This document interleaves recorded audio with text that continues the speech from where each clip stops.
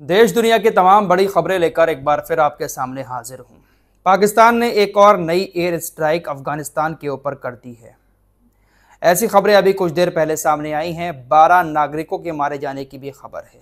मामला पूरी तरह से इस बॉर्डर पर बिगड़ता जा रहा है। अफगानिस्तान की सेना यानी तालिबानी और पाकिस्तानी अब आमने सामने हैं। इस पर डिटेल से बात करेंगे। और भी कुछ खबरें हैं। तुर्की के झंडे गाजा में फहराना शुरू हो चुके हैं। तुर्की की ड्रेस गाजा में दिखाई दे रही है। सीरिया के राष्ट्रपति अल जुलानी रूस के दौरे पर गए हैं। व्लादिमीर पुतिन से मुलाकात की है और अब बशर अल असद के लिए खतरे की घंटी बजना शुरू हो गई है। बहुत सारी खबरें हैं। तमाम खबरों को बहुत आसान भाषा में और कम समय में आपके सामने रखने की कोशिश करेंगे।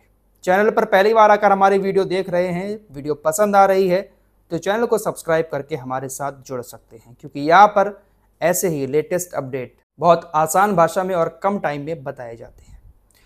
दोस्तों, पहले बात गाजा की कर लेते हैं। पिछली वीडियो में आपको बताया था कि गाजा के अंदर ये जो समझौता हुआ है, सीज फायर हुआ है, ये खतरे में पड़ता हुआ नजर आ रहा है। दरअसल खबरें ऐसी आई कि इजराइल ने कहा कि हम रफा क्रॉसिंग बंद कर देंगे और जो सहायता के ट्रक 600 जा रहे थे गाजा के अंदर, उनको आधा करने की कोशिश इजराइल की तरफ से की गई। इजराइल ने कुछ जगहों पर नाकेबंदी की और कहा कि अब आधे ट्रक यानी 300 ट्रक गाजा के अंदर जाएंगे, क्योंकि हमास हमारे मरे हुए बंधकों को वापस नहीं कर रहा है। मरे हुए बंधकों को वापस करने में देरी कर रहा है। जिसके बाद आनन फानन में हमास की तरफ से 4 इजरायली मरे हुए बंधकों को रेड क्रॉस की टीम को दिया गया और रेड क्रॉस की टीम ने उसको फिर इजराइल को दे दिया।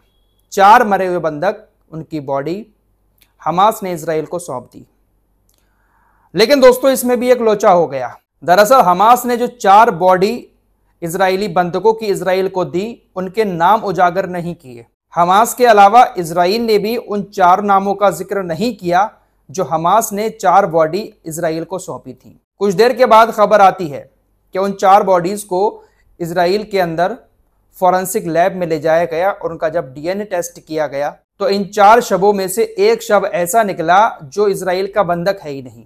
7 अक्टूबर 2023 को हमास ने जितने इजरायलियों को बंधक बनाया था, सबके नाम, सबका रिकॉर्ड इजराइल के पास है। जब फॉरेंसिक लैब में इजराइल के अंदर डीएनए टेस्ट कराया गया तो ये खबरें आ रही हैं कि ये बॉडी बंधक की है ही नहीं, किसी और की बॉडी हमास ने इजराइल को बंधक की बॉडी कहकर सौंप दिया। अब इस पूरे मामले पर इजराइल के अधिकारी चिढ़ गए। इजराइल के अधिकारियों ने कहा कि ये बिल्कुल भी बर्दाश्त नहीं किया जाएगा कि हमास हमारे बंधकों की जगह किसी और का शव भेज रहा है। दोस्तों, हालात ऐसे हैं, इजराइल ने जो हमले किए हैं उसकी वजह से मलबे के अंदर जो बंधक हैं इजराइल के, वो दब गए हैं। अब कैसे कैसे दबे हैं, कैसे कैसे उनके शरीर हो चुके हैं, पहचान हो पाएगी नहीं हो पाएगी। ये जो फॉरेंसिक टीमें हैं इस वक्त गाजा के अंदर, रेड क्रॉस की टीमें जो सर्च कर रही हैं, उनको भी बहुत मुश्किल आ रही है।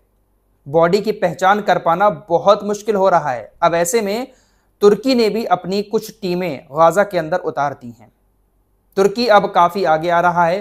गाजा के पुनर्निर्माण की कोशिशें भी तुर्की की तरफ से बहुत ज़्यादा की जा रही हैं। गाजा की मदद की आवाज़ें भी तुर्की की तरफ से उठाई जा रही हैं। तुर्की ने अपने 81 ऐसे लोग गाजा के अंदर भेजे हैं जो सर्च ऑपरेशन में माहिर हैं। एडवांस टेक्नोलॉजी के साथ, एडवांस वाहनों के साथ तुर्की के 81 बचाव और राहत कर्मी गाजा में उतर चुके हैं और वो अब शवों की पहचान करेंगे, शवों को खोजने में मदद करेंगे। हमास इजराइल के मरे हुए बंधकों को जल्द से जल्द इजराइल को वापस करे, इसके लिए तुर्की ने 81 लोगों को गाजा में उतारा है। ये काफी एक्सपर्ट हैं बॉडी की पहचान करने में, रेस्क्यू करने में, तो 81 एक्सपर्ट गाजा में आ चुके हैं। फिलहाल अभी का अपडेट ये है कि रफा बॉर्डर खुल गया है। इजराइल ने जो रोक लगाने की कोशिश की थी वो अब हटा दी गई है। गाजा के अंदर अब सहायता के ट्रकों का आना शुरू हो चुका है। फिलहाल अपनी लास्ट वीडियो में मैंने आपको यह भी बताया था कि इजराइल के प्रधानमंत्री बेंजामिन नेतन्याहू के ऊपर जो भ्रष्टाचार का मुकदमा चल रहा है, आज उसको कोर्ट में पेश होना था। डोनाल्ड ट्रंप ने वैसे काफी बचाव किया कि सारे केस इसके ऊपर से खत्म हो जाएं, लेकिन फिर भी आज नेतन्याहू कोर्ट में पेश हुआ। जो जज साहब बैठे थे, न्यायाधीश बैठे थे, उनसे कहा कि देखिए, मैं ज्यादा देर कोर्ट में नहीं रुक सकता, 1 या 2 घंटे रुकूंगा, क्योंकि मुझे बहुत ज्यादा सर्दी है, जुकाम है और ये ठीक होने का नाम नहीं ले रहा है, इसलिए मैं यहां पर ज्यादा देर नहीं बैठ पाऊंगा। इस तरह का बहाना करके बेंजामिन नेतन्याहू कोर्ट में सिर्फ हाजिरी देकर वापस आ गया। मुकदमा बहुत खतरनाक है दोस्तों इसके ऊपर। जंग अगर रुक जाती है, माहौल शांत हो जाता है, तो ये जनाब जा सकते हैं जेल के अंदर। फिलहाल जेल के अंदर अब सीरिया के पूर्व राष्ट्रपति बशर अल असद जा सकते हैं। दरअसल अल जुलानी जो अब नए राष्ट्रपति बने हैं सीरिया के, अमेरिका के भी करीबी हो गए और अब रूस के भी करीबी हो गए। आज सीरिया के राष्ट्रपति अल जुलानी रूस के दौरे पर पहुंच गए और उन्होंने व्लादिमीर पुतिन से मुलाकात भी की। अब रूस का डेलीगेशन मुलाकात करेगा अल जुलानी से और इस मुलाकात में अल जुलानी बशर अल असद को मांग सकते हैं। बशर अल असद जो पूर्व सीरिया के राष्ट्रपति थे, अल जुलानी की सरकार आई तो ये वहां से भाग खड़े हुए अपने बीवी बच्चों के साथ। ये इस वक्त रूस की पनाह में हैं। रूस के अंदर एक आलीशान होटल में रह रहे हैं क्योंकि बशर अल असद की दोस्ती रूस से काफी अच्छी थी। रूस की सेना सीरिया की जमीन का इस्तेमाल भी करती थी। फिलहाल अभी बशर अल असद रूस के अंदर हैं और अल जुलानी व्लादिमीर पुतिन से मुलाकात करने के बाद बशर अल असद को उनके गुनाहों की सजा देने के लिए, बशर अल असद ने जो अपराध किए हैं सीरिया के अंदर रहकर अल जुलानी के लोगों के साथ, उसकी सजा देने के लिए बशर अल असद को मांग सकता है। और हो सकता है कि व्लादिमीर पुतिन बशर अल असद को अल जुलानी को सौंप भी दें, क्योंकि बशर अल असद अब किसी काम के नहीं बचे हैं रूस के लिए। अल जुलानी इस वक्त सत्ता में है सीरिया के अंदर और सीरिया की जमीन वो जमीन है जो हर देश इस्तेमाल करना चाहता है मिडिल ईस्ट में अपनी ताकत जमाने के लिए। तो रूस हो सकता है कि अच्छे रिश्ते बनाने के लिए बशर अल असद को अल जुलानी को सौंप दे। और अगर अल जुलानी को बशर अल असद को सौंप दिया जाता है तो सीरिया के अंदर आकर बशर अल असद के साथ क्या क्या नहीं होगा मेरे दोस्तों, सोच भी नहीं सकते। देखते हैं रूस के अधिकारियों के साथ अल जुलानी की जो बैठक होती है उसमें क्या फैसला होता है। फिलहाल एक और बड़ी खबर आपको बता दूं, एक बार फिर से समुद्र के जरिए एक काफिला गाजा तक पहुंचने की फिर कोशिश करेगा। चौथा ग्लोबल समुद्र फ्लोटिला काफिला नवंबर में गाजा के अंदर जाने की कोशिश करेगा। 3 बार यह काफिला कोशिश कर चुका है। इजराइल की सेना ने रास्ता में ही रोक लिया, गिरफ्तार करके अपने अपने देश वापस भेज दिया।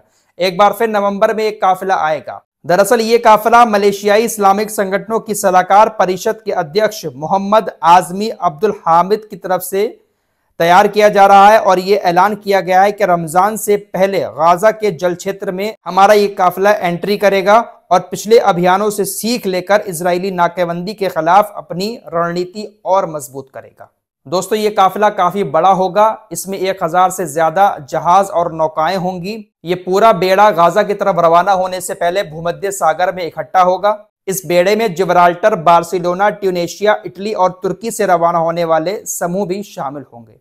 तो ये बहुत बड़ा काफिला आगे बढ़ेगा नवंबर के महीने में। लेकिन दोस्तों फिर क्या होगा, इजराइल की सेना इस काफिले को भी रोक लेगी। 3 बार ये काफिला गाजा पहुंचने की कोशिश कर चुका है सामान के साथ। ना सामान पहुंच पाता है, ना लोग पहुंच पाते हैं। जो सामान लेकर आ रहे होते हैं वो भी खराब हो जाता है। नवंबर में कोशिश करेंगे, बहुत मुश्किल है कि ये लोग गाजा तक पहुंच पाए। फिलहाल अफगानिस्तान और पाकिस्तान की बात कर लेते हैं। एक बार फिर से खबर आ रही है कि पाकिस्तान की एयरफोर्स ने अफगानिस्तान के काबुल के कुछ इलाकों में एयर स्ट्राइक की है। अफगान समाचार एजेंसी आमज न्यूज के मुताबिक पाकिस्तानी लड़ाकू विमानों ने मध्य काबुल के तैमानी क्षेत्र पर बमबारी की है। खबरें ऐसी आ रही है कि 12 तालिबानी लड़ाके मारे गए हैं, 100 अन्य लोग घायल भी हो गए हैं। एयर स्ट्राइक की खबर लगातार चल रही है। लेकिन दोस्तों पाकिस्तान की तरफ से भी कहा जा रहा है कि हमने अफगानिस्तान की कई सारी चौकियों पर कब्जा कर लिया। वहीं अफगानिस्तान की तरफ से भी दावा किया जा रहा है कि हमने 58 पाकिस्तानी सैनिकों को मार दिया। बल्कि अफगानिस्तान के नेताओं की तरफ से यह भी दावा किया जा रहा है कि हमने जो 58 पाकिस्तानी सैनिक बॉर्डर के करीब मारे, उनकी बॉडी हमारे पास है और पाकिस्तान हमसे रिक्वेस्ट कर रहा है कि हमारे सैनिकों की बॉडी हमें वापस कर दी जाए। फिलहाल कलेश इस बॉर्डर पर चल रहा है, लेकिन पूरी तरह से खबरें बाहर नहीं आ रही हैं। कौन सच बोल रहा है, कौन झूठ बोल रहा है, कौन किसके ऊपर भारी पड़ रहा है, एकदम पुख्ता खबरें सामने नहीं आ रही हैं। बस खबरें आती हैं कि हाँ एयर स्ट्राइक पाकिस्तान ने की और पाकिस्तान के जवाब में तालिबान ने भी हमले कर दिए। खबरें ऐसी भी आ रही हैं कि तालिबान ने अपने कुछ टैंक पाकिस्तान के बॉर्डर पर भेज दिए हैं, तैनात कर दिए हैं। फिलहाल हालात नाजुक हैं। पाकिस्तान और तालिबान की सेनाएं कभी भी भिड़ सकती हैं और कभी भी इस तरफ बड़ा बवाल हो सकता है। ऐसे खबरों पर हमारी नज़र लगातार बनी हुई है। हमारे चैनल को सब्सक्राइब करके हमारे साथ जुड़े रहिए।